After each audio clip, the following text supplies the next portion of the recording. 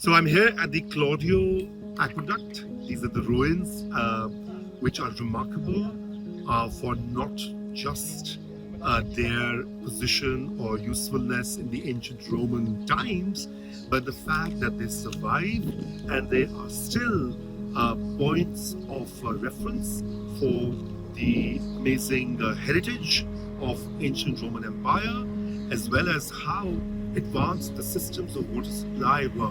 So there's a whole network of canals which is linked to the way Romans obtained fresh water, and then it continues. It gets built, rebuilt, and expanded in the next 1,000 years. Various popes order the expansion of these canals, divergence, and if you look around here, there's a castle, another 13th century structure which was built as a way to protect the aqueducts, and there are towers that would watch over the supply of water. And then you can see another brilliant, I would say, sign of another aqueduct.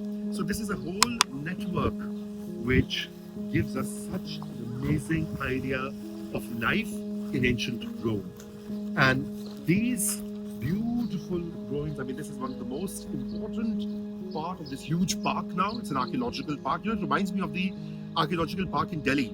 ASI has done that in Mehroli, where again the medieval Muslim Sultanate ruins exist, a place to walk around, meditate, reflect, and in a way you can see a lot of people on their bikes touring across, because the whole area of this park is in more than 10 kilometers, and which is difficult to actually walk around, but certainly you can bike it.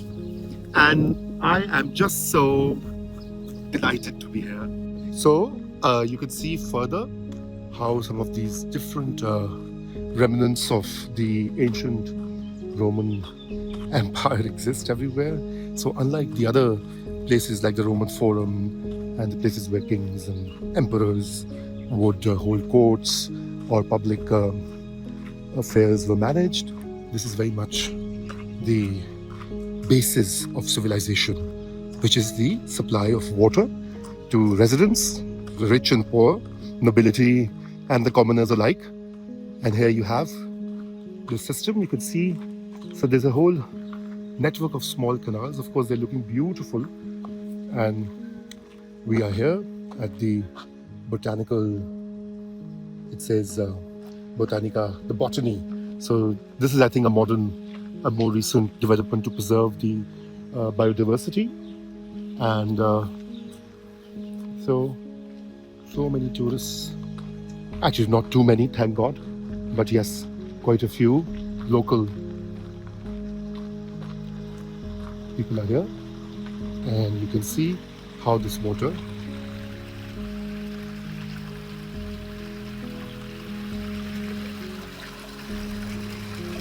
this goes right in underwater, and it is not drinkable. It says non-potable. Well, in Italian, that's what I feel. And you have a little bush of wild roses next to it. Again, everything here is just so beautiful.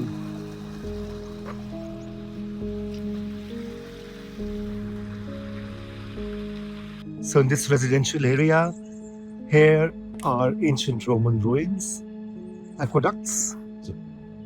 This park is called the Aqueducts Park. You know, the ancient Rome, of course, had a very elaborate water supply system.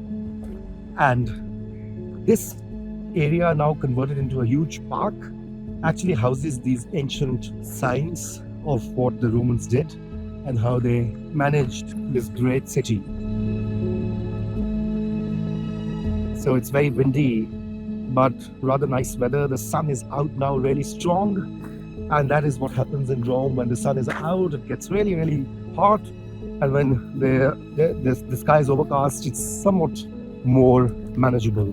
So here we are, you can see in the distance the aqueducts. I think one of them was established in 38 BC, before Christ. That's more than 2,000 years ago. Well, almost.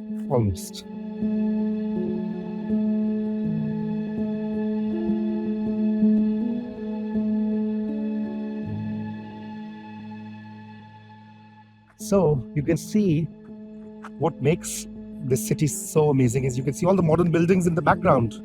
New apartment blocks, built in the 20th and the 21st century, high rises, and in the middle of everything, you have signs of an ancient city. It's not just city, but the very complex and sophisticated systems that ran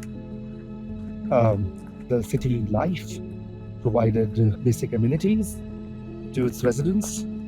Just imagine if you were to had a neighborhood park which was 2000 years old site where you could just come out and hang with your dog or with your friends or your partners. Wouldn't that be the most fascinating feature of urban living? At least for me, that's certainly. And you can see train you can hear the train that also passes by next to it.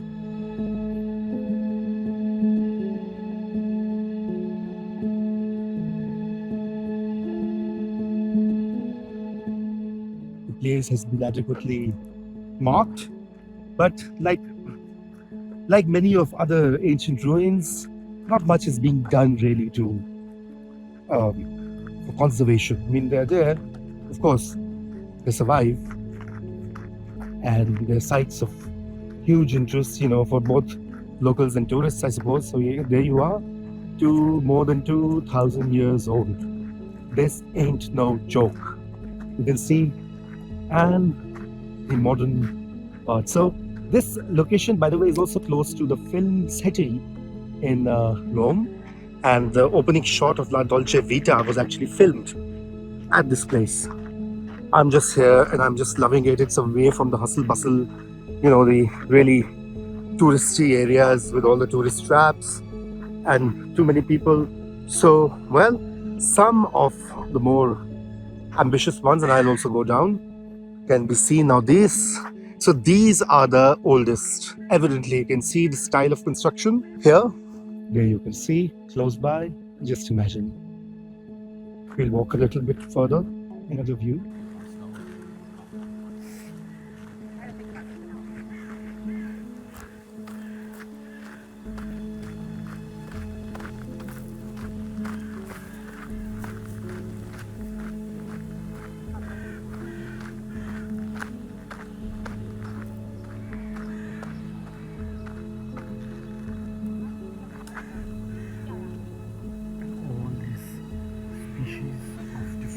Trees. Very Mediterranean, of course. So, I'm off now until my next video.